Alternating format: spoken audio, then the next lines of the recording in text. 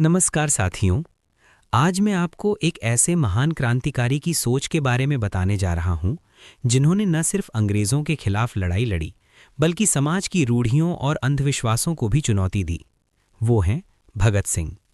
बहुत से लोग उन्हें सिर्फ एक वीर योद्धा के रूप में जानते हैं, लेकिन उनकी असली ताकत उनकी सोच, उनके विचार और उनकी तर्क शक्ति थी। भगत सिंह पहले आस्तिक थे। बचपन में वे भी भगवान में विश्वास रखते थे, पूजा पाठ करते थे। लेकिन जैसे जैसे वे बड़े हुए, उन्होंने दुनिया को समझना शुरू किया। उन्होंने पढ़ाई की, विचारकों को पढ़ा और हर चीज को तर्क की कसौटी पर परखा। उनका नास्तिक बनना अचानक नहीं हुआ था, ये एक लंबी सोच और अनुभव का परिणाम था। उन्होंने देखा कि समाज में अन्याय हो रहा है, गरीब और दबे कुचले लोग पीड़ित हैं और धर्म के नाम पर लोगों को डराया जा रहा है। तब उन्होंने सोचा, अगर भगवान है तो इतना अन्याय क्यों? भगत सिंह ने अपने लेख में लिखा कि अगर भगवान सर्वशक्तिमान है तो वो अन्याय को क्यों नहीं रोकता? अगर वो न्यायप्रिय है तो निर्दोष लोग दुख क्यों झेलते हैं? उन्होंने ये भी कहा कि अगर भगवान सब कुछ नियंत्रित करता है तो इंसान की मेहनत और जिम्मेदारी का क्या मतलब? भगत सिंह अंधविश्वास के सख्त खिलाफ थे।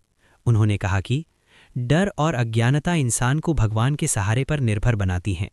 उनके अनुसार इंसान को अपने दिमाग और तर्क पर भरोसा करना चाहिए, न कि बिना सोचे समझे किसी चीज को मान लेना चाहिए। जब भगत सिंह जेल में थे और उन्हें फांसी की सजा सुनाई गई, तब भी उन्होंने भगवान का सहारा नहीं लिया।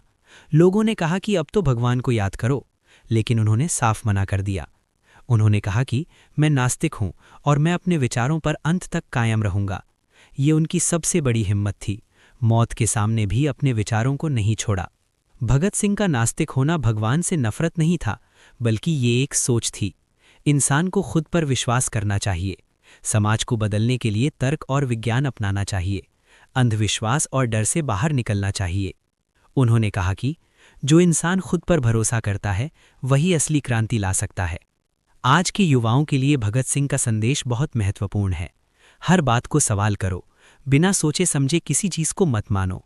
शिक्षा और ज्ञान को अपनाओ, अपने अधिकारों के लिए खड़े हो।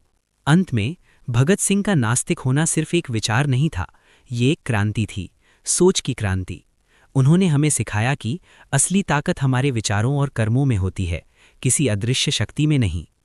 आइए हम उनके विचारों को अपनाएं, तर्क, विज्ञान और इंसानियत के रास्ते पर चलें। धन्यवाद।